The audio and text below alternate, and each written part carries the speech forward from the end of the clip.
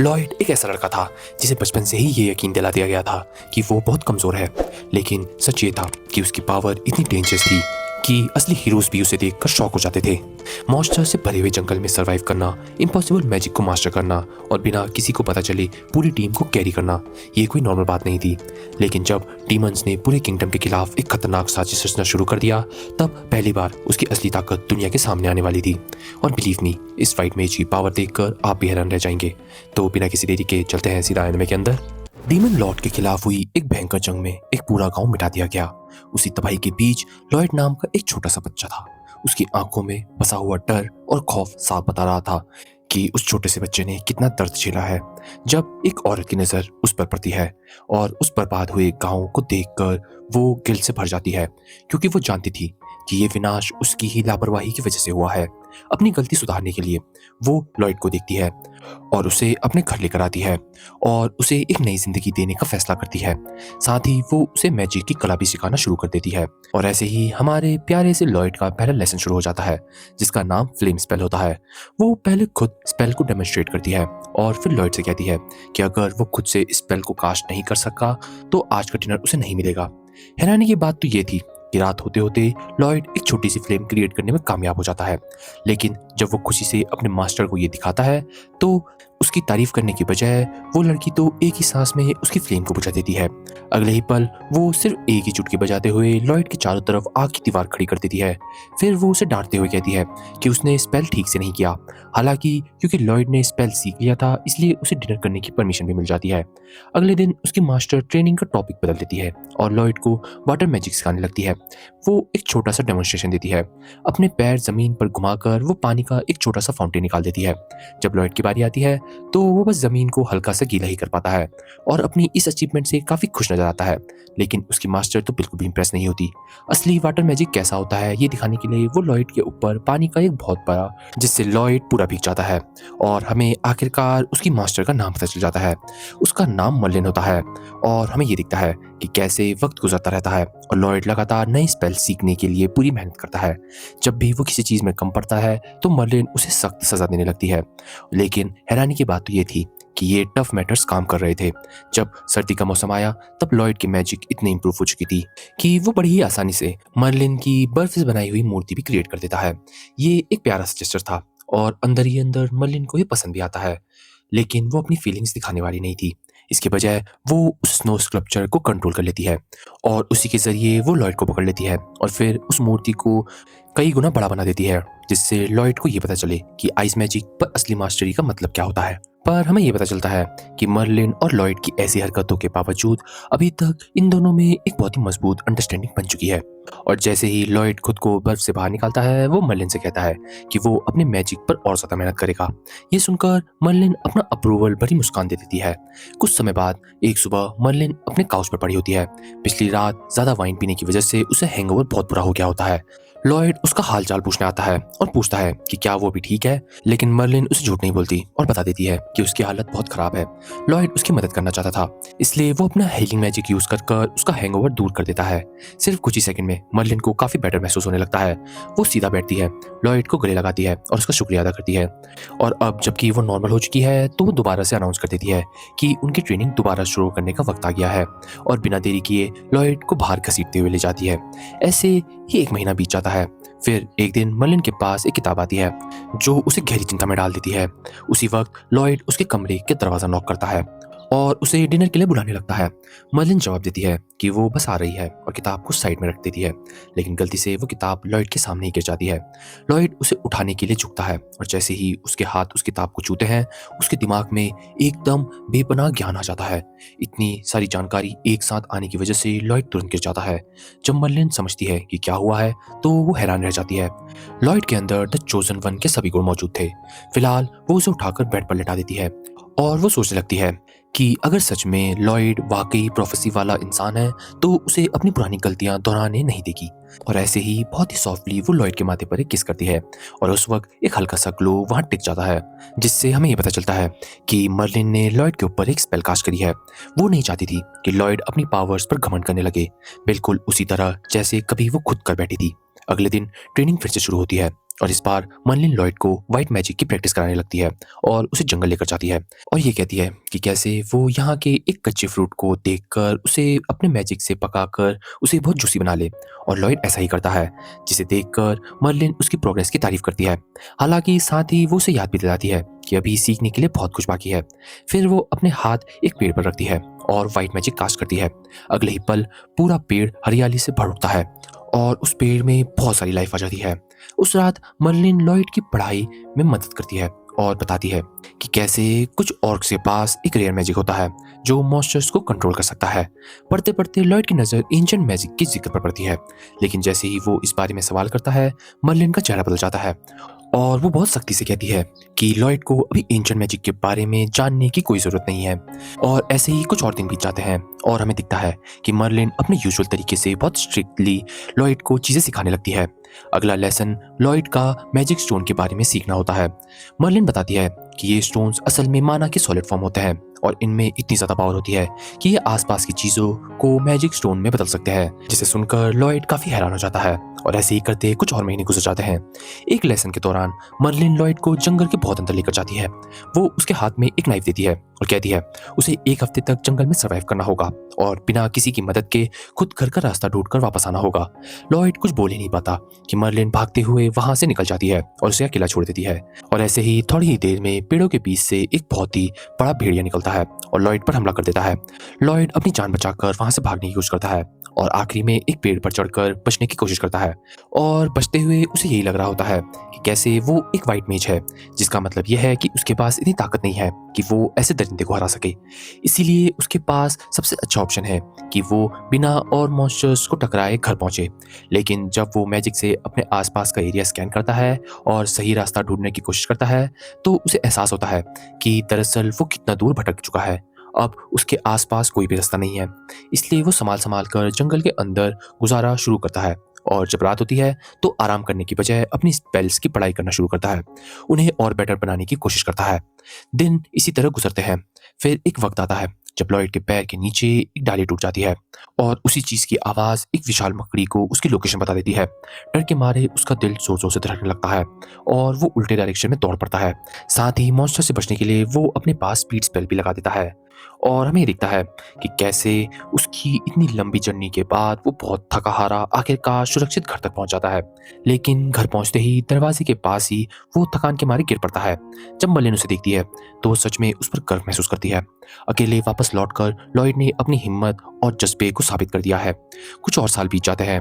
एक दिन सफाई करते वक्त लॉयड की नज़र मर्लिन के डेस्क पर पड़ती है और वहां पर वही किताब थी जो वहां के क्लोज टाउन के बारे में थी। और वो क्यूरियस होकर ये पूछता है कि क्या वो इसे बोरो कर सकता है। मर्लिन उसे कहती है कि वो इसे रख सकता है। अब तक लॉयड की ट्रेनिंग लगभग पूरी हो चुकी होती है, इसलिए वो उसे पहले की तरह नॉन स्टॉप लेसन का सामना नहीं करना पड़ता। हालांकि हर दूसरे दिन मर्लिन उसे नए स्पेल बनाने में मदद करती है, क्योंकि मैजिक डेवलपमेंट में उसका टैलेंट कमाल का था और वो लॉयड को और भी ज़्यादा टैलेंटेड बनाना चाहती थी। लॉयड को इससे कोई प्रॉब्लम नहीं थी। वो तो उल्टा खुश था कि मर्लिन उसे अपने बराबर समझने लग गई है। लेकिन पिछले कुछ दिनों से उसने बिल्कुल नींद नहीं ली थी। मर्लिन हर रात उसे मैजिकल एक्सपेरिमेंट के लिए जगाती रहती थी और ये प्रेशर लगातार उस पर और असर डालने लगा था। साथ ही टाउन की जिंदगी को लेकर उसकी क्यूरियोसिटी दिन ब दिन बढ़ रही थी। आखिरकार वो एक बड़ा फैसला कर लेता है। अगली सुबह मर्लिन लॉयड के कमरे में उसकी मदद मांगने जाती है, लेकिन वो ये देखकर शॉक हो जाती है कि लॉयड वहां था ही नहीं। डेस्क पर खुली किताब देखकर उसे तुरंत समझ आ जाता है कि आखिरकार लॉयड गया कहाँ होगा। इसी बीच हमें ये दिखता है कि लॉयड टाउन पहुंच जाता है और वहां की भीड़ भाड़ और चहल पहल देखकर वो तुरंत इंप्रेस हो जाता है। आखिर ये उसकी जिंदगी का पहला मौका था जब वो ऐसी जगह आया था। एक सिंपल ब्रेड खरीदने के बाद उसे एहसास होता है कि उसके पास पैसे बिल्कुल नहीं बचे हैं और उसे जल्दी से जल्दी कोई काम ढूंढना होगा। तभी अचानक एडवेंचरर रिक्रूटमेंट का एक पोस्टर दिखता है और सीधा उड़ते हुए उसके चेहरे पर लगता है। लॉयड एक भी सेकंड बिना सोचे उसे अप्लाई करने का फैसला करता है। वहीं हमें ये दिखता है कि लॉयड का पीछा एक हुड पहना हुआ इंसान कर रहा था और वो इस फैसले को लेकर कि लॉयड एडवेंचर पार्टी में घुस रहा है खासी दिलचस्पी ले रहा था। और ऐसे ही एडवेंचर पार्टी ज्वाइन करने के बाद लॉयड अपनी नई टीम के साथ एक बड़े साइक्लोप से लड़ने के लिए कैसल की तरफ निकल पड़ता है। जब बैटल मुश्किल होने लगती है तब पार्टी लीडर जिसका नाम एलन है और हीलर जिसका नाम शीना है वो साथ में मिलकर अपनी ताकतें मर्ज करने की कोशिश करते हैं। लेकिन शीना कुछ कर पाती उससे पहले ही लॉयड अपनी स्पेशल मैजिकल एबिलिटी यूज करता है और सबकी पावर तुरंत ही बढ़ा देता है। और हमें दिखता है कि अगले ही पल सबको महसूस होता है कि उनकी ताकत और स्टेमिना अचानक से बढ़ गई है। लेकिन किसी को भी पता नहीं चलता कि ये लॉयड की वजह से हुआ है, क्योंकि वो खुद एक शब्द तक नहीं बोलता। और उन सबको मदद करने के बाद हमें दिखता है कि अपनी ताकतें बढ़ते ही लॉयड की टीम बड़ी आसानी से उस साइक्लोप्स का काम खत्म कर देती है। और हमें दिखता है कि लॉयड की टीम को अभी तक नहीं पता कि आखिरकार उनकी पावर बूस्ट का राज क्या है। पर उनमें से एक लड़की जिसका नाम रीना है उसे लॉयड पर कुछ न कुछ तो शक हो रहा है। और साइक्लोप्स को हराने के बाद पार्टी टाउन में लौट आती है, जहां पार्टी लीडर एलन का हीरो की तरह स्वागत किया जाता है। पता चलता है कि वो मॉन्स्टर इतना खतरनाक था कि उससे पहले उसे कोई भी नहीं हरा पाया था। इस अचीवमेंट का रिवॉर्ड भी बहुत बड़ा निकलता है। लेकिन एलन लॉयड को सिर्फ 5 गोल्ड कॉइन पकड़ा देता है और कहता है क्योंकि वो बस एक रुकी डी एडवेंचर है इसलिए उसका हिस्सा इतना ही बनता है। लॉयड बिना कोई शिकायत किए पैसे ले लेता है, जिसके बाद एलन सबको विक्ट्री सेलिब्रेट करने के लिए टोस्ट प्रपोज करता है तो लॉयड मना कर देता है क्योंकि वो उन सबका हिस्सा नहीं बनना चाहता था। और ये चीज़ सुनकर पार्टी की मेज जिसका नाम माया होता है उसको ये बात बुरी लगती है कि लॉयड उनके साथ ड्रिंक नहीं करना चाहता। लेकिन एलन उसे शांत करता है और माया को ये बोलने लगता है कि कैसे उन्हें भी लॉयड की ज़रूरत नहीं है और ज़रूरत पड़ी तो वो किसी और वाइट मेज को हायर कर लेंगे। वैसे भी उसने पार्टी के लिए कोई खास कंट्रीब्यूशन नहीं किया है। इसी दौरान मर्लिन के घर पर वही मिस्टीरियस आदमी पहुंचता है जो पहले लॉयड का पीछा कर रहा था। मर्लिन उसे लॉयड के बारे में पूछती है। आदमी बताता है कि लॉयड अब सुरक्षित टाउन पर पहुंच गया है। ये सुनकर मर्लिन थोड़ा चैन की सांस लेती है। वो सोचती है कि अब वक्त आ चुका है कि लॉयड अपनी दुनिया को खुद ही एक्सप्लोर करे। बस शर्त यह है कि वो उसी की तरह ओवर कॉन्फिडेंट ना बन जाए। उसे पूरा भरोसा था कि लॉयड सब कुछ ठीक से संभाल लेगा। तब वो आदमी पूछता है कि क्या उसे आज भी उस दिन का पछतावा है। ये सवाल सुनते ही मर्लिन के चेहरे पर एक बहुत ही कड़वाहट आ जाती है। वो अपने सबसे बड़ी गलती को याद करने लगती है। उस वक्त उसने कभी नहीं सोचा था कि डीमन लॉर्ड वही जादुई किताब हासिल करने के लिए खुद को उड़ा देने का फैसला कर लेगा। उसका यही गलत कैलकुलेशन पूरे गांव की बर्बादी का रीजन बना। एक ही पल में आसपास मौजूद हर इंसान मर गया और उनमें मर्लिन खुद भी शामिल थी। खुशकिस्मती से उसके साथी सिबिल ने फॉरबिडन एंजल मैजिक को यूज कर सबको वापस जिंदा कर दिया था, लेकिन उस जादू की कीमत उसे अपनी जान से देनी पड़ी। तब से लेकर आज तक मर्लिन ने खुद को कभी माफ नहीं किया। दूसरी तरफ लॉयड अपनी हीरो पार्टी के साथ एडवेंचर जारी रखता है और हमेशा की तरह चुपचाप सबकी मदद करता रहता है। जब भी एलन या पार्टी का कोई भी मेंबर मुश्किल में पड़ता है लॉयड तुरंत उनकी स्किल्स बढ़ा देता है और उन्हें एडवांटेज देता है। उसकी मेहनत की वजह से उसकी टीम बहुत ही जल्दी सभी मिशंस को कंप्लीट कर लेती है और सब लोगों को ये लगने लगता है कि वो लोग बहुत ही ज्यादा ताकतवर बन गए हैं। लेकिन किसी को भी ये अंदाजा नहीं था कि इन सब की वजह असली में लॉयड खुद था। उस रात रीना डिफेंस टेक्निक की पढ़ाई कर रही होती है। तभी एलन बिना नॉक किए उसके कमरे में घुस आता है। क्यूरियसली वो पूछता है कि वो क्या कर रही है। रीना बताती है कि वो थोड़ा कंफ्यूज है क्योंकि किसी भी मॉन्स्टर के अटैक पहले की तरह उसकी सील पर जोर से इम्पैक्ट नहीं कर रहे हैं। और ये सुनकर एलन को भी थोड़ा शक होता है और एलन भी उसकी बात पर सहमत होता है। लेकिन हमें ये दिखता है कि उसका सोचना था कि शायद उनकी नेचुरल स्किल्स और भी ज़्यादा निकल रही हैं। रीना तुरंत उसकी बातों का जवाब देते हुए कहती है कि पिछले कुछ समय से उसने कोई खास ट्रेनिंग भी नहीं की है, तो फिर उसकी स्ट्रेंथ अचानक इतनी कैसे बढ़ सकती है। इसी बीच उस रात गहरे जंगल में गार्ड्स का एक ग्रुप अपनी पेट्रोलिंग खत्म करके लौटने ही वाला होता है कि तभी अचानक से उनमें से एक गार्ड को बहुत ज़्यादा दर्द होने लगता है और वो चीखने लगता है। बाकी सब पलट कर देखते हैं और उनकी आंखों के सामने विशाल अर्धगोरम उस गार्ड पर खड़ा नजर आता है और उसी पल एक गार्ड को समझ जाता है कि अब उनका बचना नामुमकिन है।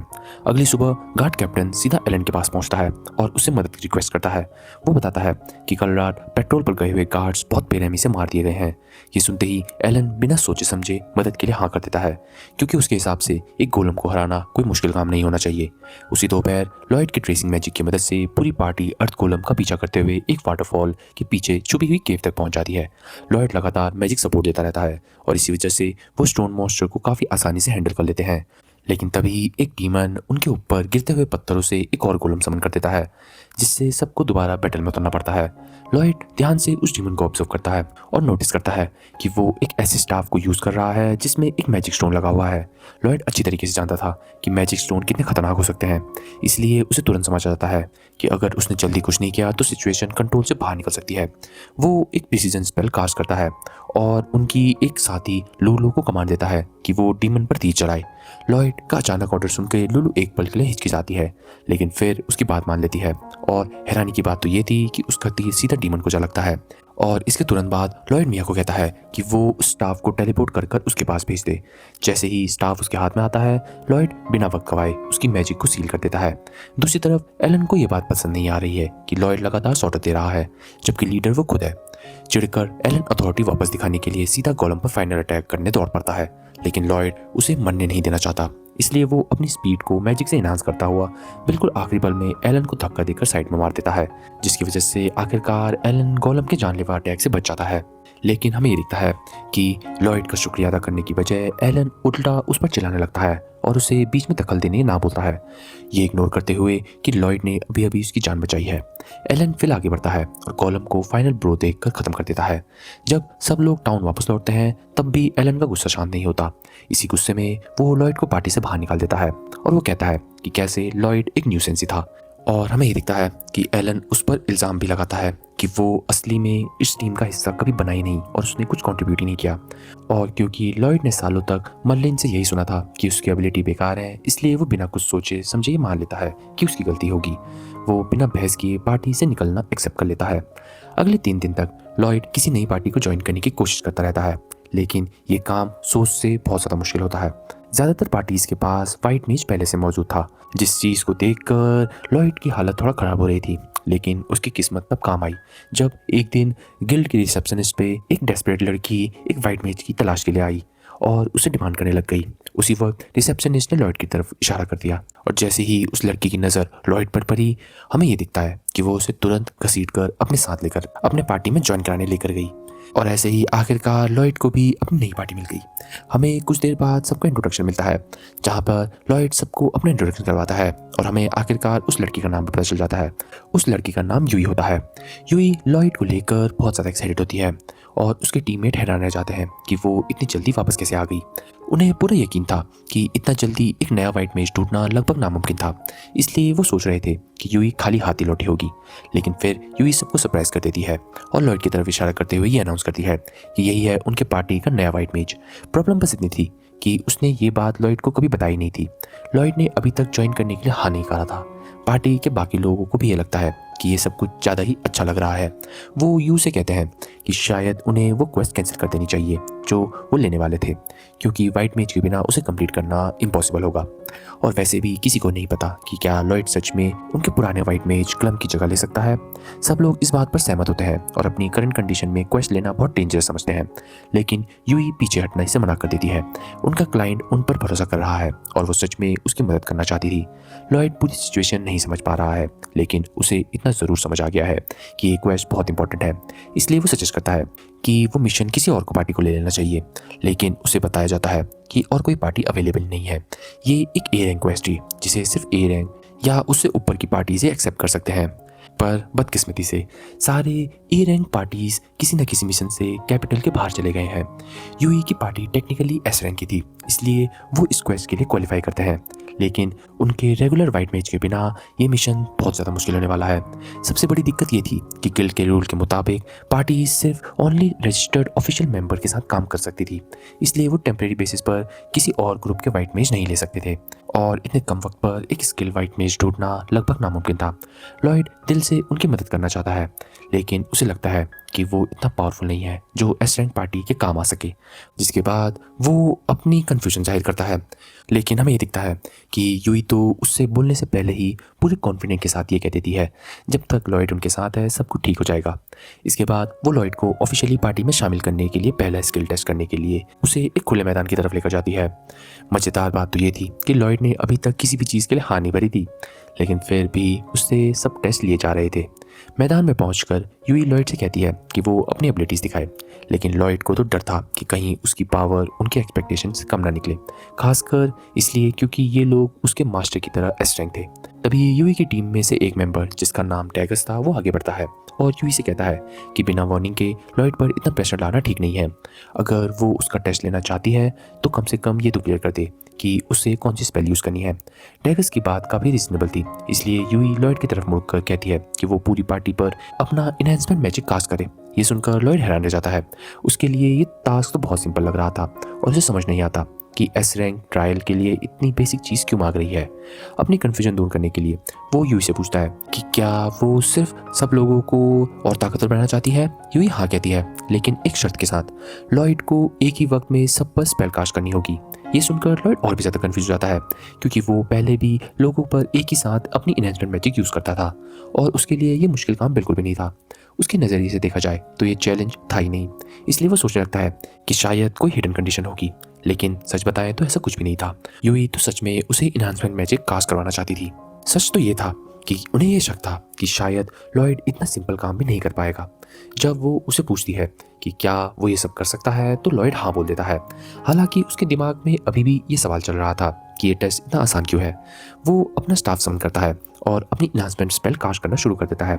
लेकिन यूई को स्पेल से ज़्यादा शौक इस बात से लगता है कि लॉयड ने अपने स्टाफ को हवा में समन कर दिया है। वो पूछती है कि ये स्टाफ कहाँ से आया है। लॉयड कैजुअली जवाब देता है कि ये तो बस एक बेसिक स्टोरेज स्पेल है, इसमें कुछ खास नहीं है। उसके लिए ज़्यादा इंपॉर्टेंट बात ये थी कि यूई उसके इनहांसमेंट मैजिक के बारे में क्या सोचती है। शुरुआत में तो यू को कुछ खास महसूस नहीं होता, लेकिन जब वो ध्यान से ऑब्जर्व करती है तो उसको अपनी स्ट्रेंथ हल्का सा बूस्ट महसूस होती है और कुछ ही देर में बाकी मेंबर्स को भी स्पेल का इफेक्ट महसूस होता है।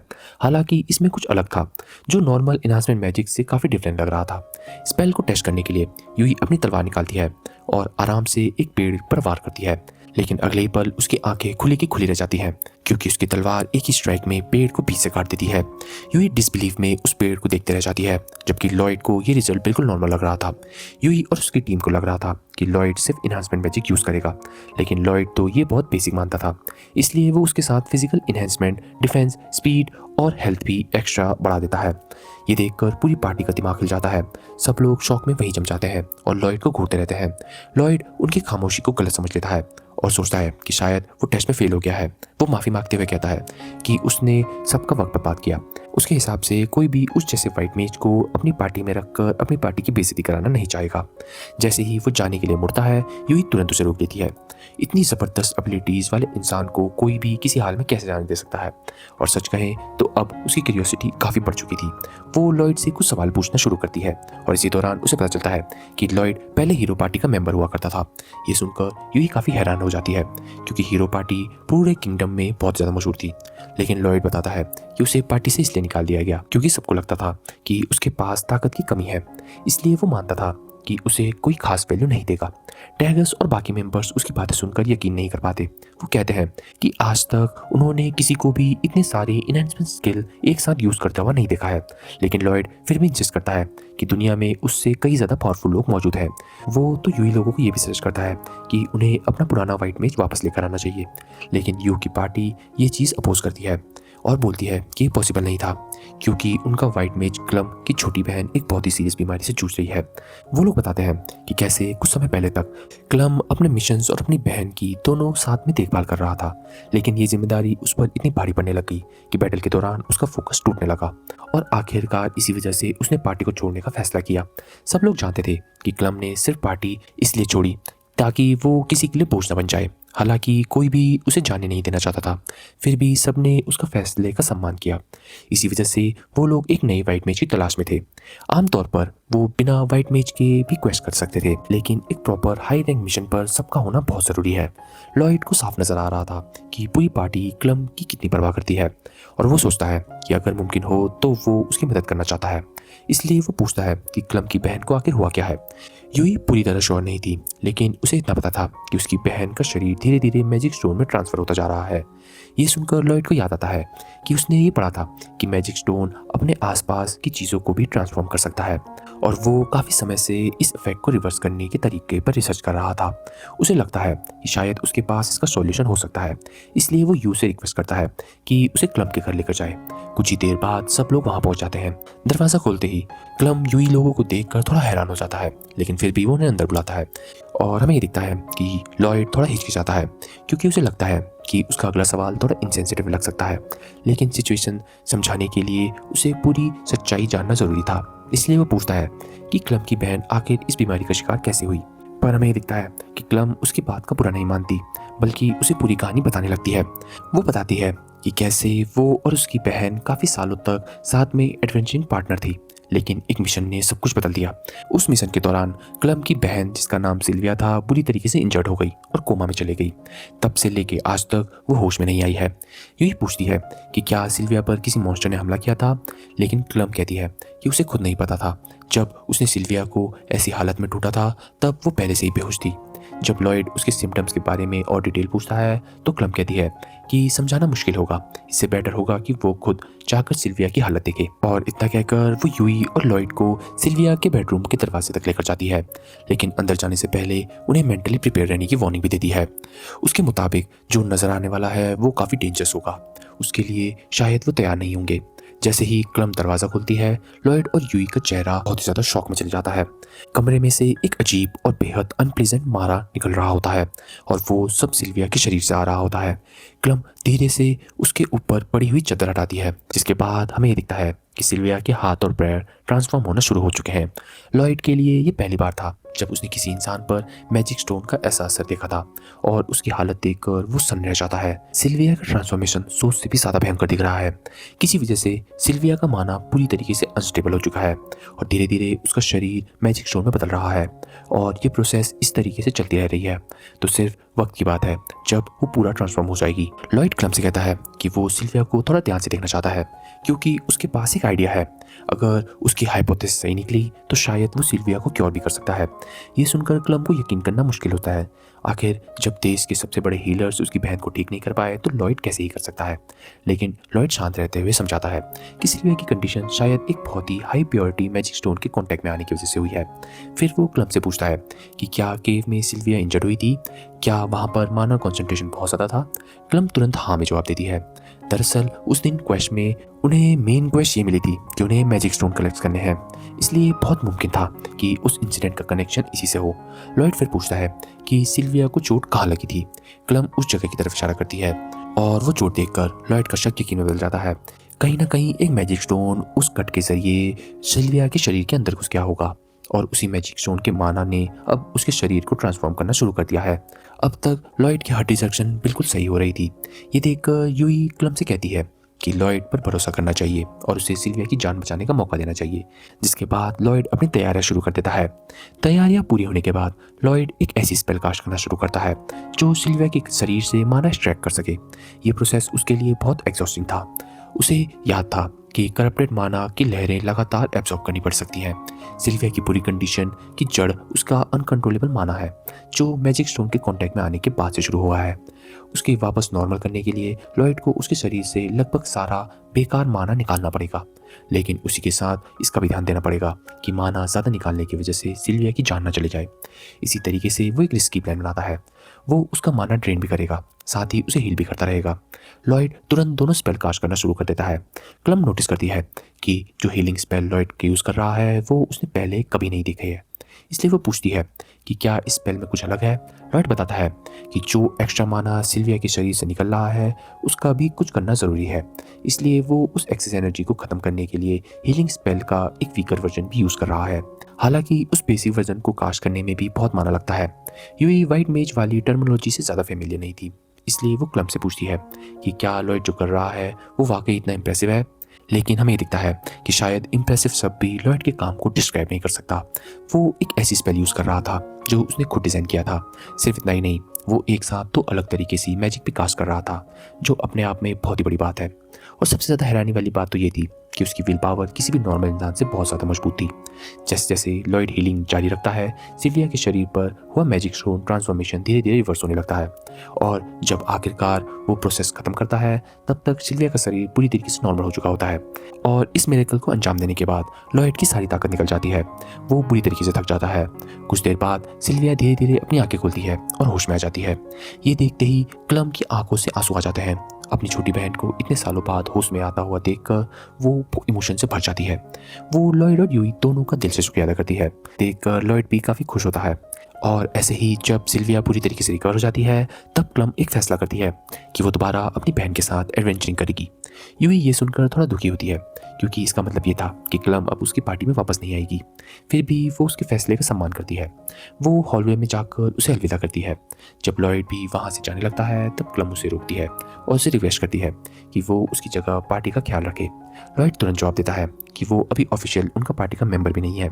उसे लगता है कि उसके पास इतना एक्सपीरियंस भी नहीं है कि वो उनकी मदद कर सके। क्लम को समझ नहीं आता कि लॉयड खुद पर इतना डाउट क्यों करता है। वो उल्टा उसे इंकरेज करती है। वो ये कहती है कि वो अपने दिल की बात सुने और उसका दिल उसे सही राह दिखाएगा। उस शाम यूई और लॉयड बाकी पार्टी मेंबर्स को बताते हैं कि सिल्विया पूरी तरीके से हील हो चुकी है।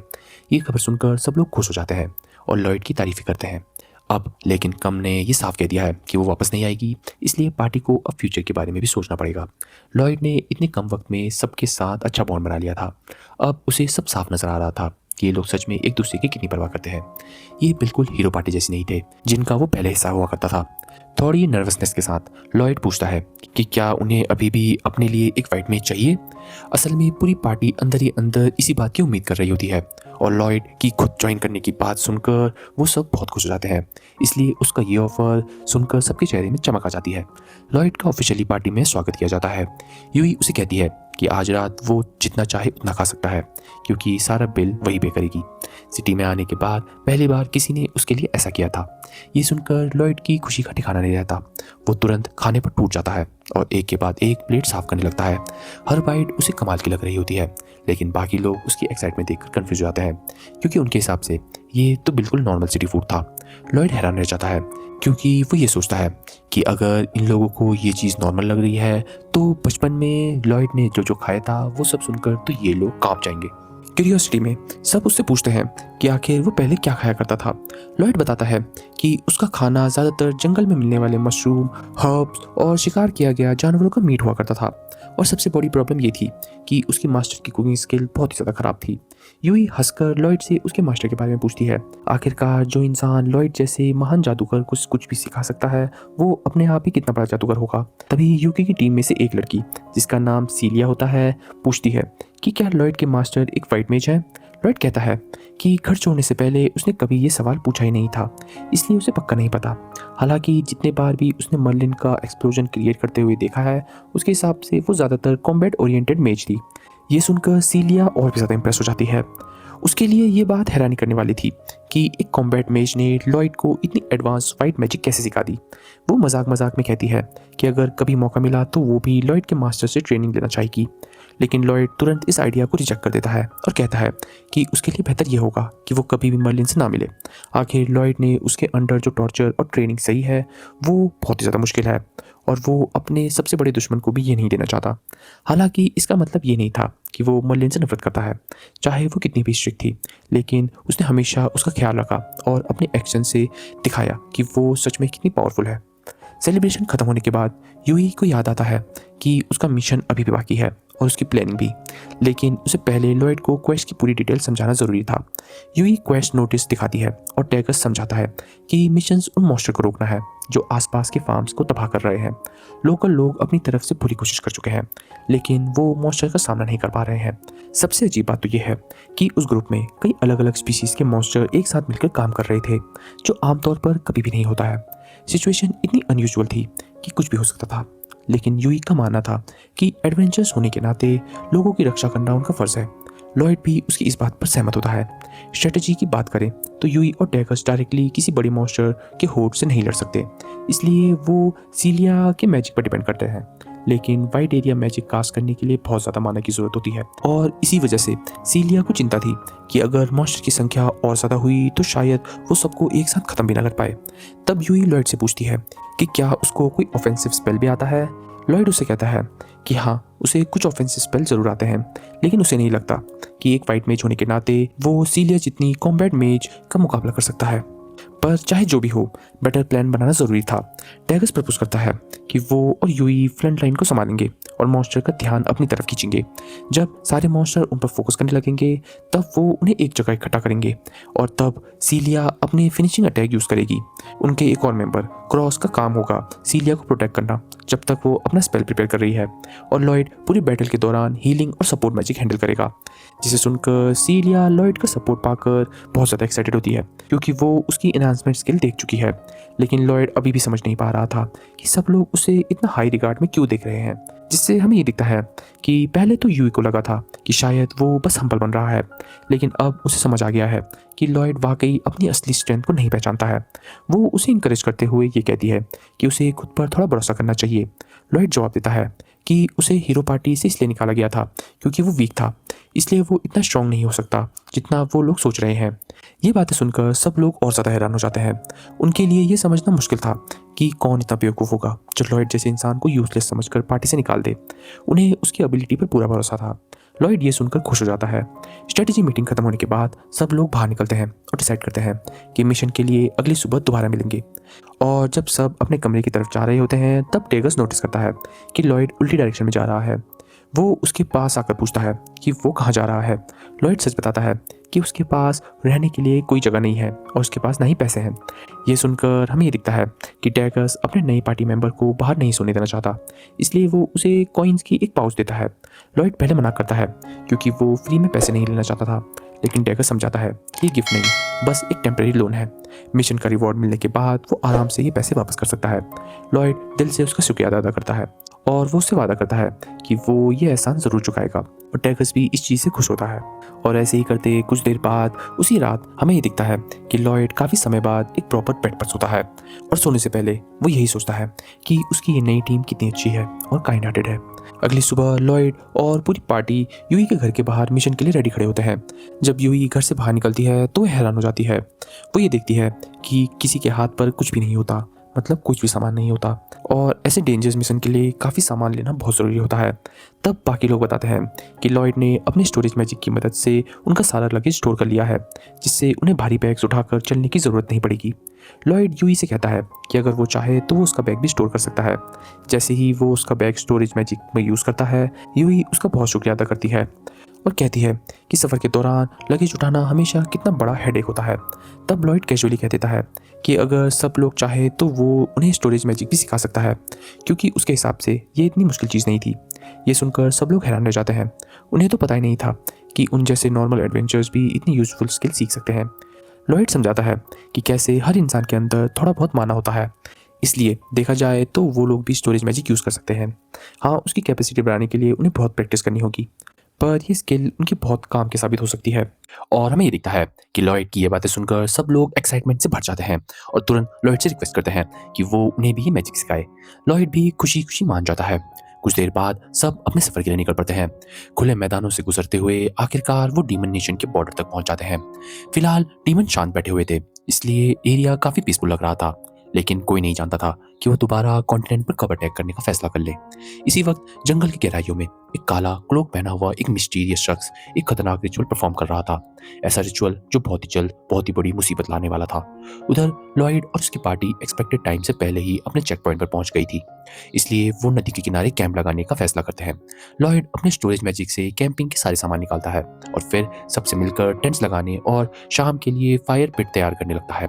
सारे कामों में काफी वक्त लगता है और जब सब कंप्लीट हो जाता है तब तक यूई पसीने से तरबतर हो जाती है और पूरी तरीके से थक जाती है। वो डैगस से पूछती है कि क्या वो नदी में जाकर थोड़ा फ्रेश हो सकती है, लेकिन डैगस उसे बताता है कि कैसे अभी भी काम बाकी है। डिनर बनाने के लिए फायरवुड क्रैक करनी होगी। तब लॉयड तुरंत आगे बढ़कर कहता है कि वो यूई की जगह लकड़ियां लेकर आएगा। यूई उसका शुक्रिया अदा करती है और बिना टाइम वेस्ट किए सीलिया के साथ लेकर नहाने चली जाती है। कुछ वक्त बाद जब लॉयड जंगल में लकड़ियां इकट्ठा कर रहा होता है तब उसका काम लगभग पूरा हो चुका होता है, लेकिन तभी अचानक से नदी की तरफ से एक जोर सी चीख सुनाई देती है और हमें ये दिखता है कि यूई और सीलिया प्लान के मुताबिक नहा रही थी, लेकिन उन्होंने कभी इमेजिन भी नहीं किया था कि पानी के अंदर एक बहुत बड़ा मॉन्स्टर छुपा होगा। सबसे बुरी बात तो ये थी कि दोनों इस वक्त बिना किसी वेपन के थे। अगर लॉयड ने जल्दी कुछ नहीं किया तो वो मॉन्स्टर उन्हें जिंदा खा जाता। और हमें ये दिखता है कि लॉयड बिना देरी किए क्लिफ से जंप करते हुए नीचे आ जाता है और एक छोटा सा फायर बॉल मॉन्स्टर की तरफ लॉन्च करता है उसका अटेंशन डाइवर्ट करने के लिए। और जैसे ही मॉन्स्टर का ध्यान उसकी तरफ होता है, लॉयड यूई और सीलिया को शोर की तरफ जाने को कहता है। साथ ही वो अपने स्टोरेज मैजिक से उनके वेपन निकाल लेता है और उनकी तरफ उछाल कर फेंक देता है। एक ही वक्त में उन पर स्ट्रेंथनिंग मैजिक भी कास्ट कर देता है। बैटल शुरू होने वाला था। यूई बिना एक सेकंड वेस्ट किए आगे बढ़ती है और एक ही स्लैश में उस मॉन्स्टर के हेड्स को काट देती है। तभी हमें ये दिखता है कि सीलिया चिल्लाकर लॉयड और यूई को साइड में हटने को कहती है, क्योंकि वो एक बहुत ही बड़ा जादू लॉन्च करने वाली है। दोनों तुरंत रास्ते से हट जाते हैं और अगले ही पल सीलिया एक जबरदस्त फायर बॉल सीधा उस मॉन्स्टर पर गिरा देती है, जो उसके बचे हुए शरीर को भी एक ही अटैक में राख बना देता है। सीलिया खुद भी ये देखकर हैरान रह जाती है। उसकी स्पेल में इतनी पावर उसने पहले कभी नहीं महसूस की थी। लेकिन सीलिया को ये नहीं पता था कि लॉयड ने चुपके से उस पर पहले ही स्पेल इनहांसमेंट स्किल डाल दी है। इसी इंसिडेंट के दौरान एक ऑकवर्ड मोमेंट आ जाता है। यूई का तावल अचानक से उसके शरीर से गिर जाता है और वो सीधा लॉयड के सामने आ जाती है। यूई शर्म से लाल हो जाती है, जिसके कुछ देर बाद कैंप पर वापस आकर अपना ध्यान उस बात से हटाने के लिए लॉयड सबको स्टोरेज मैजिक सिखाना शुरू कर देता है। उसके हिसाब से उन्हें बस अपने हाथों की मदद से एक स्पेस में एक होल खोलना है, जिससे वो अपना सामान स्टोर कर सकते हैं। लॉयड के लिए ये एक्सप्लेनेशन बहुत सिंपल थी, लेकिन असल में ये उतना आसान बिल्कुल भी नहीं था जितना वो बता रहा था। फिर भी सब लोग कोशिश करने का फैसला करते हैं और एक्सपेक्टेड तरीके से किसी के भी स्पेल काम नहीं आती। लॉयड तुरंत खुद को ब्लेम करने लगता है और सोचता है कि शायद वो बहुत खराब टीचर है, लेकिन डैगर्स उसे रियश्योर करता है कि उसकी एक्सप्लेनेशन बिल्कुल क्लियर थी। प्रॉब्लम बस इतनी थी कि बाकी अभी सब बिगिनर्स हैं, इसलिए वो उन्हें वक्त दे। तभी सीलिया के दिमाग में एक आइडिया आता है। वो स्पेल को जोर जोर से चैंट कर कर कास्ट करने की कोशिश करती है। सबकी हैरानी के बीच उसका स्टोरेज स्पेस सच में ओपन हो जाता है। तब सबको अपनी गलती समझ आती है। वो लोग लॉयड की तरीके से साइलेंटली स्पेल कास्ट करने की कोशिश कर रहे थे, जबकि वो अभी उस लेवल पर भी नहीं है। इस बार सब इनकैंटेशन के साथ स्पेल कास्ट करते हैं और धीरे धीरे सब अपना स्टोरेज स्पेस एक्टिवेट करने में सक्सेसफुल हो जाते हैं। हाँ, अभी भी उनकी काफ़ी प्रैक्टिस ज़रूरी है, लेकिन शुरुआत हो चुकी है। उस रात डिनर के बाद लॉयड आग के पास अकेले बैठा हुआ था। जब यूई उसके पास बात करने आती है, वो लॉयड से कहती है कि वो उसका शुक्रिया अदा करना चाहती है क्योंकि उसने उनकी पार्टी ज्वाइन की। लेकिन लॉयड कहता है कि थैंक यू की कोई ज़रूरत नहीं है, वैसे भी वो एक पार्टी को ढूंढ ही रहा था। यूई फिर से थोड़ा गिल्टी फील करती है क्योंकि उसने प्रैक्टिकली लॉयड को फोर्स ही किया था।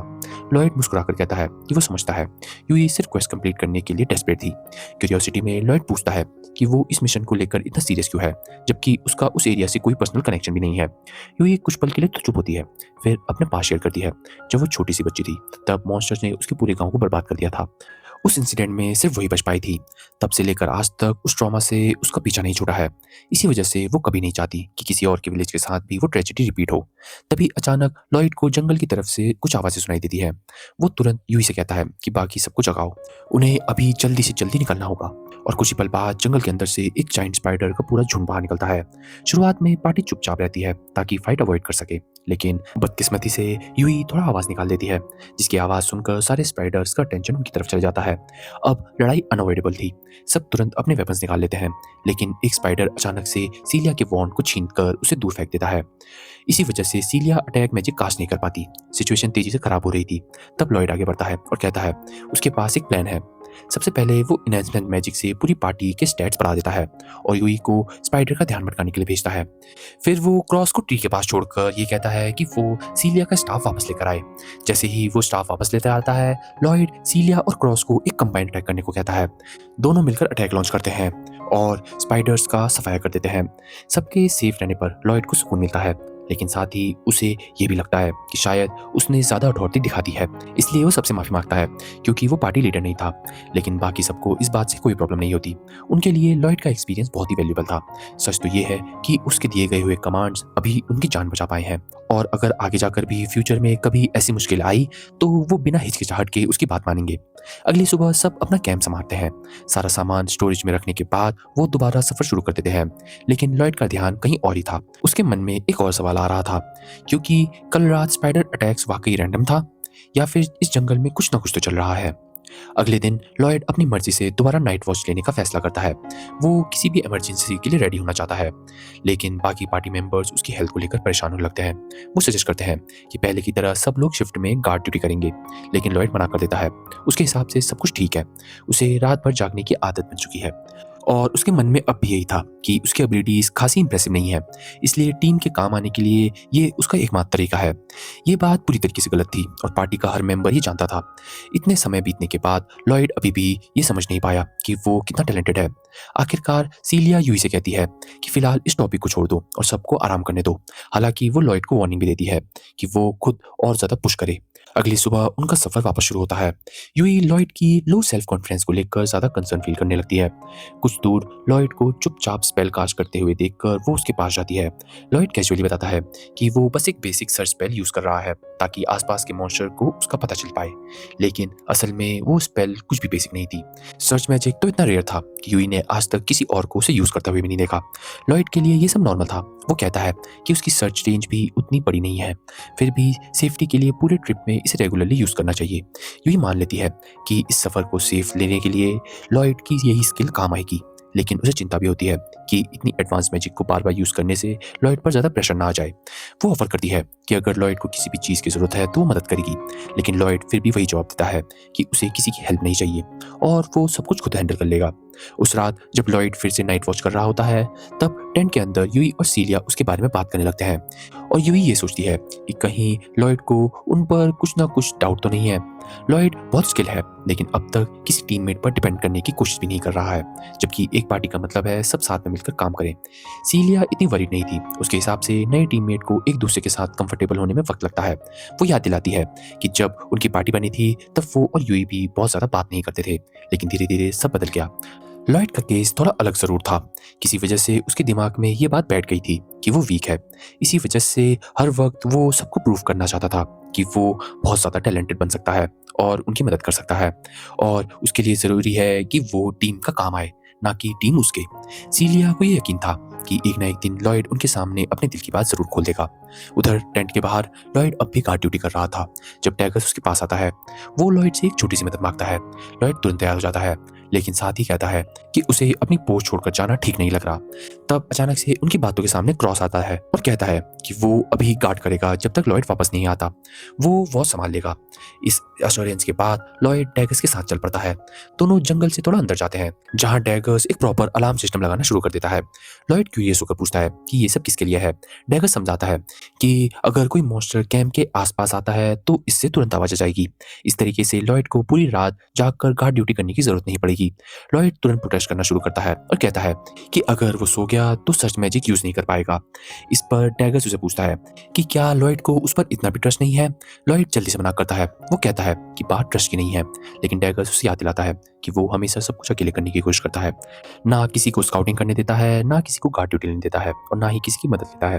तब लॉयड अपने दिल की बात बता देता है। वो कहता है कि उसके मास्टर ने सालों तक उसे यही सिखाया है कि उसे हर सिचुएशन में कंप्लीटली इंडिपेंडेंट रहना होगा, और कैपिटल आने के बाद जिस पहली पार्टी में वो गया था उन्होंने उसे यूजलेस कहकर निकाल दिया था, और इसी वजह से उसके मन में ये बात बैठ गई थी कि कैसे उसे अपनी वैल्यू प्रूव करने के लिए सबसे ज्यादा मेहनत करनी होगी।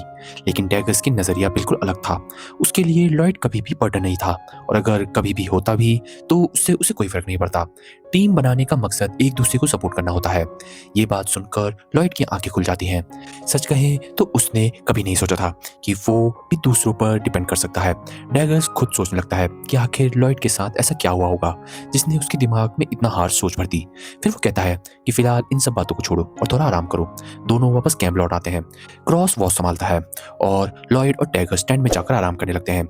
लॉयड अब भी दूसरों पर डिपेंड करने की आदत नहीं डाल पाया है, लेकिन असली कंपेनियन के साथ होने का एहसास उसके अंदर एक सुकून ला रहा है, और पहली बार वो इस फीलिंग को एक्सेप्ट करने का फैसला करता है। अगली सुबह लॉयड यू के पास जाता है और पूछता है कि क्या वो उसकी पानी भरने में मदद कर सकती है। एक पल के लिए यू उसे बस देखती रह जाती है। ये पहली बार था जब लॉयड ने खुद उससे किसी चीज के लिए हेल्प मांगी थी। यू खुशी से भर जाती है। उसे लगता है कि आखिरकार लॉयड उस पर ट्रस्ट करना शुरू कर दिया है, इसलिए वो तुरंत उसे हाँ कर देती है। इसी दौरान एक दूर से कैसल में माइकल नाम का एक आदमी एक रिपोर्ट देख रहा था। उसकी रिपोर्ट में ये था कि ये कंफर्म हो गया है कि सारे मैजिकल स्टोन्स उन्हीं की जगह वापस रख दिए गए हैं जहां उसने ऑर्डर दिया था। ये सुनकर माइकल के चेहरे पर एक काम मुस्कान आ जाती है। उसकी प्लानिंग बिल्कुल वैसे ही चल रही थी जैसे उसने सोचा था, और लगता है कि अब उसका प्लान शुरू होने वाला है और सब कुछ उसके प्लान के मुताबिक ही चल रहा होता है। माइकल के ऑर्गेनाइज किए हुए मॉन्स्टर अटैक ने अपना काम कर दिया था। कैपिटल के लगभग सारे एडवेंचरर्स अलग अलग मिशन पर भेज दिए गए थे, जिसकी वजह से पूरा शहर काफी वल्नरेबल हो चुका था। अब कैपिटल में सिर्फ लो रैंकिंग एडवेंचरर्स और हीरो पार्टी बचे थे। माइकल चाहता था कि बाकी बची हुई हीरो पार्टी भी किसी मिशन पर बाहर निकल जाए, और इसे इस बात की चिंता नहीं थी। उसका पूरा यकीन था कि उसके फोर्सेस उन्हें आसानी से कुचल सकते हैं। उधर जंगल के अंदर लॉयड और उसकी पार्टी अपना सफर जारी रखी थी, लेकिन यूई को इस जगह में कुछ न कुछ तो अजीब महसूस हो रहा था। उसे लग रहा था जैसे इस फॉरेस्ट में कुछ बहुत बुरा छुपा हुआ है, सबसे अजीब बात तो ये थी कि एरिया बिल्कुल खामोश था। इतनी देर से जंगल में होने के बाद भी उनका सामना एक भी मॉन्स्टर से नहीं हुआ था। यूई मजाक मजाक में लॉयड से पूछती है कि कहीं मॉन्स्टर गायब होने की वजह वही तो नहीं है। लेकिन लॉयड तुरंत समझाता है कि वो सिर्फ सर्च मैजिक यूज कर रहा है और उस मैजिक में मॉन्स्टर को भगाने वाली कोई भी एबिलिटी नहीं है। इसका मतलब था कि कोई चीज उन मॉन्स्टर को डरा रही थी। लॉयड तुरंत अपनी सर्च मैजिक का रेंज बढ़ा देता है ताकि असली वजह पता लग सके। कुछ देर स्कैन करने के बाद आखिरकार उसे कुछ मिलता है। वो सबको बताता है कि लगभग 10 किलोमीटर आगे एक बहुत ही बड़ा मॉन्स्टर का होड़ मौजूद है। मैप के हिसाब से वो बिल्कुल उसी डायरेक्शन में है जहां उनको पहुंचना था। लेकिन इससे पहले वो इस बात पर और डिस्कशन कर पाते, यूं ही हैरानी से पूछ कर बैठती है, क्या लॉयड सच में पूरा 10 किलोमीटर का रेडियस स्कैन कर चुका है? लॉयड कैजुअली हाँ बोल देता है और कहता है कि इसमें कोई खास बात नहीं है। लेकिन एज यूजुअल बाकी सब लॉयड की ये बातें सुनकर चौंक जाते हैं। वो लॉयड को समझाते हैं कि दुनिया के सबसे टैलेंटेड मेजेस भी इतनी दूर तक स्कैन नहीं कर सकते। लॉयड को खुद हैरानी होती है कि 10 किलोमीटर को इतना रिमार्केबल माना जाता है और हमेशा की तरह वो उस अचीवमेंट को इग्नोर करने लगता है। वो कहता है कि 10 किलोमीटर तो एब्सोल्यूट लिमिट है और इस स्पेल को यूज़ करने के लिए बहुत माना कंज्यूम होता है, इसलिए वो इसे बार बार यूज़ नहीं कर सकता। लेकिन पार्टी के लोग उसकी बातों में नहीं आते। उनके लिए ये अभी तक अनबिलीवेबल फीट थी और हमें ये दिखता है कि यूई तो फ्रस्ट्रेशन में यही समझ रही होती है कि आखिरकार लॉयड को अपनी स्ट्रेंथ की पहचान क्यों नहीं है। लेकिन अभी उसके लेक्चर देने का टाइम नहीं था, मिशन पहले आता था। आखिरकार वो लोग फार्म तक पहुंच जाते हैं। हालांकि उन्हें पहले ही मॉन्स्टर की संख्या के बारे में वार्निंग मिल चुकी थी, लेकिन उस सीन को फिर भी अपनी आंखों से देखना एकदम डरा देने वाला था। हर तरफ हाई वुल्फ्स मॉन्स्टर की भरमार थी, जिसके बाद लॉयड को रिपोर्ट की वो बात याद आती है जिसमें कहा गया था कि मॉन्स्टर अलग अलग टाइप के भी शामिल थे। इसलिए वो सोचने लगता है कि बाकी मॉन्स्टर कहाँ गए। पार्टी के दूसरे मेंबर्स भी उसकी बात से सहमत होते हैं। जंगल में वुल्फ से भी कई ज्यादा डेंजर्स किए चले जाते थे, इसलिए अगर कभी फाइट होती भी है तो सिर्फ वुल्फ पर ध्यान देना बेवकूफ़ी होगी। लॉयड यूई से पूछता है कि क्या उसे फार्म के ओनर के बारे में कुछ पता है। यूई बताती है कि रिक्वेस्ट के मुताबिक ओनर इंजर्ड है और फिलहाल अपने बेटे के साथ सिटी में रह रहा है। तभी अचानक क्रॉस की नज़र फार्म के अंदर किसी अजीब चीज़ पर पड़ती है।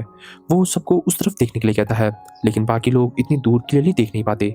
लॉयड भी कुछ खास देख नहीं पा रहा था, इसलिए वो अपनी आंखों पर इनहेंसमेंट मैजिक कास्ट करता है और कुछ देर बाद विजन इंप्रूव होते ही उसकी नज़र फार्म के बीचों बीच रखे एक क्रीपी लुकिंग मैजिक स्टोन पर पड़ती है। उसके बाद वो वही विजन इनहांसमेंट स्पेल बाकी सब पर भी कास्ट कर देता है। जब सब लोग उस स्टोन को ध्यान से देखते हैं तो सब का एक ही रिएक्शन होता है, उस स्टोन से बहुत ही बुरा ऑरा निकल रहा होता है। लॉयड उसे ऑब्जर्व करके अंदाजा लगाता है कि शायद ये बीस फोक मैजिक का फॉर्म हो सकता है।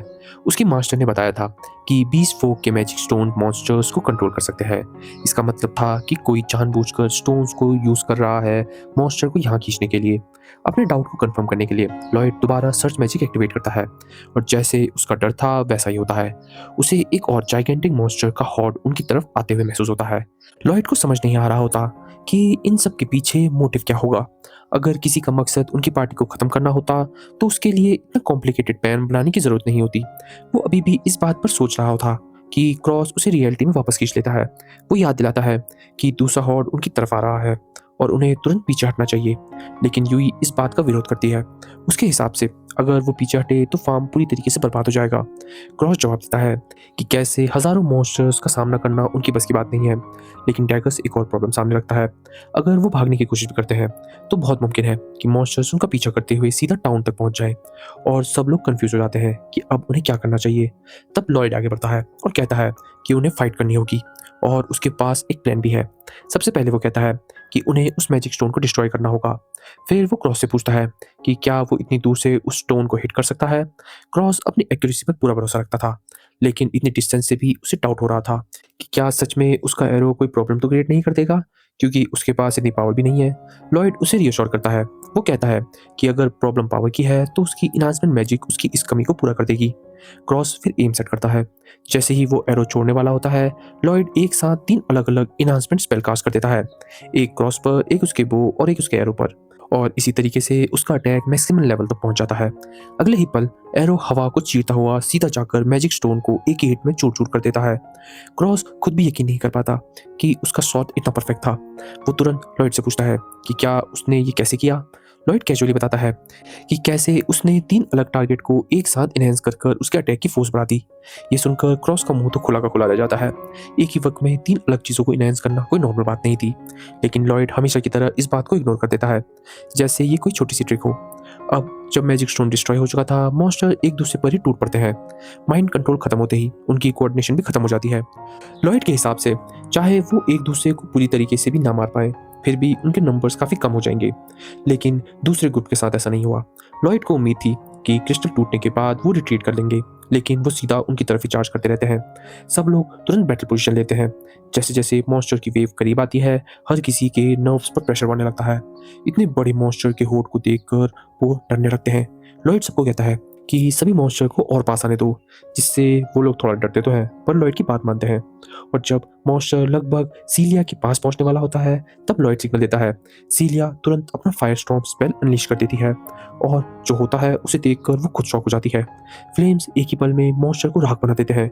स्पेल्स उसकी एक्सपेक्टेशन से भी ज्यादा अच्छा परफॉर्म कर रही है। बाकी लोग भी तुरंत समझ जाते हैं कि कुछ तो गड़बड़ है। सीलिया का मैजिक नॉर्मली इतना डिस्ट्रक्टिव नहीं होता। जब वो लॉयड से सवाल करते हैं तो वो कैजुअली बताता है कि उसने सीलिया की माना की एफिशिएंसी को एनहांस कर दिया है और उसके स्पेल कॉस्ट को रिड्यूस कर दिया है। इसी वजह से स्पेल की पावर 10 गुना ज़्यादा बढ़ गई है और उसका माना भी कम कंज्यूम हो रहा है। प्लान का पहला हिस्सा कंप्लीट होता है। लॉयड क्रॉस के पास दौड़ता है और अब उसके प्लान का अगला स्टेज शुरू होता है। वो एक लिंक स्टैब्लिश करता है और अपने सर्च मैजिक के थ्रू सारे फ्लाइंग मॉन्स्टर की एग्जैक्ट लोकेशन क्रॉस के साथ शेयर करता है, जिससे क्रॉस भी एक एक करके सारे फ्लाइंग मॉन्स्टर को स्नाइप कर देता है। और जब ये थ्रेड भी खत्म हो जाता है, तब प्लान का फाइनल फेज शुरू होता है। लॉयड तुरंत सीलिया के पास पहुंचता है और पूछता है कि क्या उसने सारे मॉन्स्टर को फिनिश कर दिया है। सीलिया हाँ कहती है, लेकिन साथ ही वार्निंग देती है कि उसका माना लगभग खत्म हो चुका है और वो ज्यादा कुछ नहीं कर सकती। लॉयड उसे टेंशन ना लेने को कहता है और अपना हाथ आगे बढ़ाता है। सीलिया को समझ नहीं आता कि वो क्या करने वाला है, लेकिन फिर भी वो उसका हाथ पकड़ लेती है। जैसे ही दोनों का हाथ मिलता है, लॉयड अपना माना उसके अंदर ट्रांसफर करना शुरू कर देता है। सीलिया लॉयड का माना यूज करके पूरे फॉरेस्ट पर रेन स्पेल कास्ट कर देती है ताकि उसकी लगाई गई आग बुझ सके। जैसे ही फ्लेम्स खत्म होती हैं, सीलिया थककर गिर पड़ती है। उसका माना पूरी तरीके से ड्रेन हो चुका था। लॉयड भी पूरी तरीके से एग्जॉस्ट हो चुका था। लेकिन जब यूई और बाकी लोग उसकी तारीफ करने लगते हैं कि उसका पूरा प्लान प्रैक्टिकली उसने अकेले कैरी किया, तब लॉयड के दिमाग में सिर्फ एक बात चल रही होती है। उसे लगता है कि हजारों मॉन्स्टर के लड़ने के बाद अगर वो इतना थक गया है तो इसका मतलब है वो अभी भी बहुत वीक है। जब यूई और डैगर्स बाकी बचे हुए मॉन्स्टर को खत्म कर कर वापस आते हैं, तब लॉयड एक और बात शेयर करता है। उसके हिसाब से ये पूरा इंसिडेंट सिर्फ एक डाइवर्जन था और असली टारगेट उनका शहर ही है। यूई हैरानी से पूछती है उसका क्या मतलब है। तब लॉयड समझाता है कि हाई रैंकिंग एडवेंचर्स को अलग अलग क्वेस्ट पर भेजना सिर्फ किसी न किसी के फायदे के लिए हो सकता है, क्योंकि कोई चाहता था कि वो सारे रैंकर्स को टाउन से बाहर भेज दें। और उसे ये भी लगता है कि मॉन्स्टर को जानबूझकर उनकी तरफ भेजा गया था ताकि उनकी स्पीड स्लो हो जाए। क्रॉस को ये थ्योरी समझ नहीं आती। उसके हिसाब से टाउन के पास अपने हीरो हैं, बहुत सारे नाइट्स हैं और मजबूत डिफेंस भी है। ऐसे मेन सिटी को घेरना काफ़ी आसान नहीं होगा। लॉयड एक पल के लिए सोचता है और मानता है कि क्रॉस की बात में लॉजिक तो है, लेकिन जितना ज़्यादा डैगर्स इस बारे में सोचता है, उतना ही लॉयड का अंदाज़ा सही लगने लगता है। धीरे धीरे पूरी पार्टी को लगता है कि शायद टाउन पर पहले ही अटैक हो चुका है। फिर भी कंफर्म करने के लिए यूई सजेस्ट करती है कि उन्हें तुरंत वापस लौटना चाहिए। सब इस बात पर एग्री करते हैं। लॉयड अपना स्टाफ समन करता है और सब पर अपनी स्पीड इन्हेंसमेंट मैजिक कास्ट कर देता है। उसके बाद वो खुद सुपरमैन स्पीड से दौड़ना शुरू कर देता है। बाकी लोग तो उसे देखकर चिल्लाने लगते हैं कि थोड़ा रुक जाओ, लेकिन जैसे ही वो उसके पीछे भागना शुरू करते हैं, उन्हें एहसास होता है कि वो लोग भी इम्पॉसिबल स्पीड से दौड़ रहे हैं। यूई साइड बाय साइड दौड़ते हुए लॉयड से पूछती है कि ये कैसे पॉसिबल है। लॉयड बताता है कि कुछ सेकंड पहले उसने सबकी स्पीड टेम्परेरी नाश कर दी है, इसी वजह से वो लोग इतना ज़्यादा तेज भाग पा रहे हैं। उधर दूसरी तरफ माइकल आराम से अपनी फेवरेट वाइन पी रहा होता है कि तभी उसके सामने एक ग्रेट जनरल जिसका नाम ग्रिस्ट है वो आता है। वो माइकल को रिपोर्ट देता है कि उनकी वैनगार्ड फोर्स अब टाउन पर आ चुकी है, यानी अब तक सब कुछ प्लान के मुताबिक ही चल रहा था। ग्रिस्ट कहता है कि सक्सेस का पूरा क्रेडिट उस बीच वाली लड़की पर जाता है। अगर वो ना होती तो ये सब मुमकिन नहीं होता। फ्यूचर में भी वो उसे अपनी सर्विस में रखना चाहते थे। माइकल मुस्कुराते हुए कहता है कि जब तक वो लड़की उनके पास है, उन्हें लगातार फायदा मिलता रहेगा। ग्रिस्ट को माइकल की बात पूरी तरीके से समझ नहीं आती, लेकिन हमें एक बात पता चलती है कि दरअसल माइकल को डीमन लॉर्ड का राइट हैंड माना जाता है। तभी सब लोग उसकी बातें और उसकी जजमेंट पर भरोसा करते हैं और ग्रिस्ट भी ऐसा कर कर वहां से चले जाता है। उधर दूसरी तरफ हमें वही बीच वाली लड़की दिखाई जाती है जो अपने कैद खाने में होती है। उसके चेहरे पर गहरी उदासी साफ नजर आती है। माइकल एक बार फिर उसके पास आता है क्योंकि उसे उसकी पावर की जरूरत थी। दरअसल वही वो मैजिक था जिसकी बदौलत वो 20 मैजिक स्टोन्स बना रहे थे। इसी दौरान लॉयड और उसकी पार्टी स्पीड एनहेंसमेंट की वजह से बहुत लंबी डिस्टेंस कवर कर चुकी थी। थोड़ी देर के लिए वो लोग ठंडी और सेफ जगह पर पहुंचकर रेस्ट करते हैं। उनका पूरा यकीन था कि स्पीड पर वो जल्दी ही उनके टाउन पहुंच जाएंगे और लॉयड भी सबके लिए कुछ पोर्शन प्रिपेयर करने लगता है ताकि उनका माना लेवल मेंटेन रहे। और जब सब लोग वो पोर्शन पी लेते हैं तब सीलिया कंसर्न के साथ लॉयड से पूछती है कि क्या इतनी बार मैजिक यूज करना उसके लिए बर्डन तो नहीं बन रहा, क्योंकि उसने ये सुना था कि इनहेंसमेंट मैजिक को मेंटेन करने के लिए बहुत ज़्यादा माना लगता है। और हमें ये दिखता है कि लॉयड हमेशा की जैसे अपने शांत अंदाज में ये कहता है, ये बात उन लोगों के लिए है जो सही से मैजिक यूज़ कर नहीं सकते, लेकिन अगर कोई इस इनहेंसमेंट स्किल में एक्सपर्ट बन जाए तो माना कंजप्शन को काफ़ी हद तक कम कर सकता है। ये सुनकर सीलिया हैरान हो जाती है। लॉयड इतने कॉन्फिडेंस के साथ ये कह रहा था जैसे वो उस लेवल तक पहुंच चुका हो। फिर लॉयड उसे बताता है कि उसने ये मैजिक इतनी बार यूज़ कर दिया है कि उसकी बॉडी खुद अब उससे अडेप्ट हो चुकी है। फिर वो अपने बचपन की ट्रेनिंग के बारे में बताता है। जब वो छोटा था उसकी मास्टर उसे सिविलाइजेशन के बहुत दूर जंगल में छोड़ देती थी और फिर उसे खुद अपना रास्ता ढूंढकर घर वापस लौटना पड़ता था। ये भी उसकी ट्रेनिंग का हिस्सा था। लॉयड एक वाइट मेज था, इसलिए मॉन्स्टर से डायरेक्टली लड़ना उसकी स्ट्रेंथ नहीं थी। इसी वजह से उसने ज़्यादातर वक्त अपना मैजिक बनाना समझा। जिंदा बचने के लिए उसने हर तरीके से इनहेंसमेंट मैजिक कास्ट करना पड़ा। सच कहें तो वो उसके लिए काफ़ी ट्रॉमेटिक एक्सपीरियंस था। यूई और सीलिया ये कहानी सुनकर समझ जाते हैं कि लॉयड ने बचपन में कितनी मुश्किलें झेली होंगी, लेकिन लॉयड को ये सब बड़ी बात नहीं लगती। उसके लिए ये बस एक नॉर्मल ट्रेनिंग एक्सरसाइज थी। वो मानता था कि उस वक्त वो इनएक्सपीरियंस था और इसी तरीके की ट्रेनिंग ने उसे आज ऐसा इंसान बनाया है। ट्रेनिंग के दौरान उसकी मास्टर हमेशा उसे डांटती रहती थी, लेकिन अब जब वो पीछे मुड़कर देखता है तो उसे लगता है कि शायद वो सब वर्थ इट था। हालांकि यूई इस बात से बिल्कुल एग्री नहीं करती। वो कहती है कि बचपन में जो ट्रेनिंग लॉयड ने चली है वो बिल्कुल भी नॉर्मल नहीं है, बल्कि काफ़ी हार्ड और ह्यूमेन है। सीलिया भी तुरंत उसकी बात का सपोर्ट करती है और कहती है कि उसका ट्रेनिंग रिजीम बिल्कुल भी नॉर्मल नहीं था, लेकिन लॉयड फिर से गलत समझ लेता है।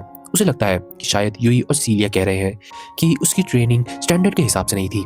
अचानक उसके अंदर एक अजीब सी खाली फीलिंग आ जाती है और वो सोचने लगता है कि बचपन में शायद उसने उतनी मेहनत नहीं की थी जितनी उसे करनी चाहिए थी। यही और सिसिलिया उसे समझाने की कोशिश करते हैं कि वो गलत समझ रहा है। तब तक लॉयड अपनी सोच में खो चुका होता है। वो मन ही मन कसम खा लेता है कि आगे जाकर वो और भी ज़्यादा ट्रेनिंग करेगा और पार्टी को सपोर्ट करने के लिए अपनी पूरी जान लगा देगा। दोनों लड़कियां देख लेती हैं कि उसने फिर से बात को उल्टा समझ लिया है, लेकिन अब उन्हें लगता है कि उसे समझाना बेकार है। कुछ ही देर बाद सब लोग अपना सफर दोबारा शुरू कर देते हैं।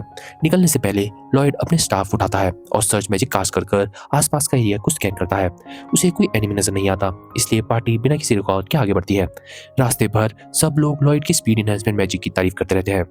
वो सब अपनी नॉर्मल स्पीड से कई ज्यादा गुना तेज भाग रहे होते हैं, फिर भी किसी को भी थकान महसूस नहीं हो रही होती है। लेकिन तभी अचानक लॉयड बीच रास्ते में रुक जाता है और उसे इतना अचानक रुकता हुआ देखकर बाकी सब लोग भी टकराकर जमीन पर गिर जाते हैं। वो तुरंत उसे पूछते हैं कि वो इतने अचानक से क्यों रुक गया। लॉयड बताता है कि उसे अभी अपने सर्च मैजिक से कुछ महसूस हुआ। उसे पूरी तरीके से नहीं पता वो क्या है, लेकिन उसे एक बहुत बुरा एहसास हो रहा है। इसी अनईजी फीलिंग की वजह से वो अचानक से रुक करने का डिसीजन लेता है। वो सबको कहता है कि वो लोग सीधा टाउन चले जाएं और तब तक वो आसपास का एरिया चेक कर कंफर्म करेगा कि क्या कोई उनका पीछा तो नहीं कर रहा। तब तक वो पीछे ही रहेगा। यूई तुरंत मना कर देती है। वो कहती है कि वो लोग लॉयड को छोड़कर कहीं नहीं जाने वाले, अगर कुछ चेक करना है तो सब साथ में करेंगे। लेकिन लॉयड फिर से अकेले जाने की जिद करता है। इस पर यूई उसे याद दिलाती है कि मॉन्स्टर से डायरेक्टली लड़ना उसकी स्पेशलिटी नहीं है और जब उन्हें ये भी नहीं पता कि सामने क्या है तो अकेले जाने का बिल्कुल भी सेंस नहीं बनता।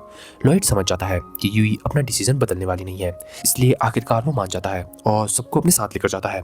इसी दौरान कहीं और 4 डरावने लोग काले रोब पहनकर एक चमकते हुए हरे ऑर्ब के आसपास हाथ पकड़कर खड़े रहते हैं। ऐसे लग रहा था जैसे वो कोई डेंजरस रिचुअल परफॉर्म कर रहे थे। उधर लॉयड उस डिस्टरबेंस का पीछा करते हुए जंगल के अंदर एक पुराने और सुनसान घर तक पहुंच जाता है। अब जब वो इतने पास आ चुका है, लॉयड को पूरा यकीन हो जाता है कि अंदर कुछ डीमंस मौजूद हैं। उनके करीब आते ही वो उनके प्रेजेंस क्लियरली महसूस कर सकता था। ये सुनकर यूई तुरंत पूछती है कि क्या वो डीमंस मैगोग्रेसी से हैं, और हमें ये पता चलता है दरअसल मैगोग्रेसी इस दुनिया में डीमंस की एक खास जगह मानी जाती है जहाँ पर हर तरीके के डीमन मौजूद होते हैं और मैगोग्रेसी को डीमंस का देश भी कहा जाता है। काफी समय से डीमंस शांत बैठे हुए थे, लेकिन एडवेंचर्स को हमेशा तैयार रहना पड़ता था क्योंकि कब वो लोग फिर से कॉन्टिनेंट पर कब्जा करने की कोशिश करें कोई नहीं जानता था। लॉयड थोड़ी देर तक सोचता है और याद करता है कि डीमंस को कॉन्टिनेंट के 3 बड़े नेशंस में एंटर करना स्ट्रिक्टली मना था। क्रॉस और बाकी लोग इस बात पर कोई रिएक्शन नहीं देते, क्योंकि ये तो कॉमन नॉलेज थी। और असल में हमें ये दिखता है कि जो बचपन में लॉयड के शहर में डीमन इन्वेजन हुआ था, उसे उसकी ज़्यादा यादें नहीं थी। जब उसके मास्टर ने उसे अपने पास रखा था, तब तक वो वॉर ख़त्म हो चुकी थी। इन सब को साइड में रखते हुए लॉयड एक और इम्पॉर्टेंट बात बताता है। अगर डीमन सच में कॉन्टिनेंट में घुस आए हैं तो इस सिचुएशन पहले से बहुत ज़्यादा ख़राब हो चुकी है। ये सुनकर क्रॉस ये सजेस्ट करता है कि उन्हें टाउन पहुंचते ही नाइट्स को सब जवाब देना पड़ेगा और उन्हें सब बताना पड़ेगा। लेकिन लॉयड कहता है कि रिपोर्ट करने से पहले वो थोड़ी और कंफर्मेशन गैदर करना चाहता है। उसे पता था कि ये डेंजरस है, लेकिन वो इस बात को इग्नोर नहीं कर पा रहा था। उसे वही माना फील हो रहा था जो मैजिक स्टोन के आसपास महसूस हुआ था। ये सुनकर टैगस तुरंत समझ आता है कि इसका मतलब है कि डीमन का कनेक्शन उस मॉन्स्टरहुड वाले इंसिडेंट से भी हो सकता है। और अगर डीमन सच में टाउन्स पर अटैक करने वाले हैं तो लॉयड के हिसाब से रिस्क लेना वर्थ होगा। आखिरकार सब लोग डिसाइड करते हैं कि वो उस डीमन फील्ड हट की इन्वेस्टिगेशन करेंगे। वो धीरे धीरे घर के करीब पहुंचते हैं और वो चुपचाप से घर के अंदर झांकने की कोशिश करते हैं, लेकिन उन्हें अंदर कुछ भी नजर नहीं आता। लॉयड तुरंत सर्च मैजिक यूज करता है और कुछ सेकंड बाद कंफर्म कर देता है कि डीमंस नीचे अंडरग्राउंड में मौजूद है। टैगस अंदाजा लगाता है कि आसपास कहीं ना कहीं एक सीक्रेट एंट्रेंस जरूर होगा। वो सबको उसे ढूंढने का सजेशन देता है, लेकिन लॉयड कहता है कि एंट्रेंस ढूंढने की जरूरत ही नहीं है क्योंकि सीलिया अर्थ मैजिक यूज कर सकती है। लॉयड सब पर इनहेंसमेंट मैजिक कास्ट करता है और सीलिया अपनी सैंडपिट टेक्निक यूज कर सीधा फ्लोर तोड़ देती है। और हमें ये दिखता है कि नीचे वही 4 क्रीपी लोग अपना रिचुअल परफॉर्म कर रहे थे। यूई बिना वक्त गवाए आगे बढ़ती है और अपनी तलवार उनकी गर्दन पर रख देती है और पूछती है कि वो लोग कौन है और यहाँ क्या कर रहे हैं। उनमें से एक डीमन चालाक बनने की कोशिश करता है और मैजिक से पत्थर यूई की तरफ फेंकता है, लेकिन यूई आसानी से उस अटैक को ब्लॉक कर देती है। अगले ही पल क्रॉस के एरो सीधा उस डीमन को टारगेट करते हैं। फिर सीलिया दोबारा अपनी सैंडपिट टेक्निक यूज करती है, जिससे फ्लोर भी टूटने लग जाता है। हुड पहने हुए डीमंस भागने की कोशिश करते हैं, लेकिन सिर्फ एक ही बचकर निकल पाता है। बाकी सब लॉयड और उसकी टीम के हाथों पकड़े जाते हैं और हरा दिए जाते हैं। लेकिन सेलिब्रेट करने का वक्त नहीं था। एक डीमन अब भी आजाद था। भागता हुआ डीमन सीधा उस लड़की की सेल तक पहुंच जाता है और स्पेल कास्ट करता है जो उसे कोकून में लपेटकर हवा में उड़ा देता है। कुछ ही पल बाद यूई और बाकी लोग उसका पीछा करते हुए वहां पहुंच जाते हैं। जैसे ही यूई उन सीढ़ियों पर भागती है, लॉयड उसे कहता है कि वो राउंड रूट लेकर जाए और उसका रास्ता काट दे। कोकून के अंदर बंद हुई लड़की एक पावरफुल मैजिक निकाल रही थी और लॉयड उसे क्लियरली महसूस कर रहा था। और हमारा एपिसोड यहीं खत्म हो जाता है। सो दोस्तों, अगर आप जानना चाहते हैं कि वो कोकून में बंद हुई लड़की आखिर कौन है और आखिरकार माइकल जो डीमन लॉर्ड का राइट हैंड है वो चाहता क्या है, और लॉयड को क्या महसूस हो रहा है उस कोकून में बंद हुई लड़की के अंदर, और क्या मर्लिन लॉयड की इस सिचुएशन को जानकर उसका पीछा करेगी और उसकी मदद करेगी, जानने के लिए हिंदी एनिमे पर अभी को जरूर सब्सक्राइब करें और इस वीडियो का लाइक गेम 1000 लाइक को हिट कीजिए ताकि हम आपके लिए इस एनिमे का नेक्स्ट पार्ट भी लेकर आ पाएँ, जिसमें और भी ज़्यादा खतरनाक ट्विस्ट और मैजिक से भरी हुई दुनिया रिवील होने वाली है। तो तब तक के लिए अपनी कुर्सी की पेटी बांध लीजिए और हमारी बाकी एनिमे वीडियोस का मजा लीजिए जो आपकी स्क्रीन पर शो हो रही हैं। और अगर आप चाहते हैं कि हमारी छोटी सी एनिमे लवर्स की कम्युनिटी और बड़ी बन पाए तो हमारे चैनल को दबाकर शेयर कीजिए और हमारे वीडियोस को दबाकर हाइप दीजिए ताकि हम हमारे फेलो एनिमे लवर्स तक पहुंच पाएँ। और तब तक के लिए मिलते हैं आपसे नेक्स्ट एनिमे रिकैप में। Bye bye.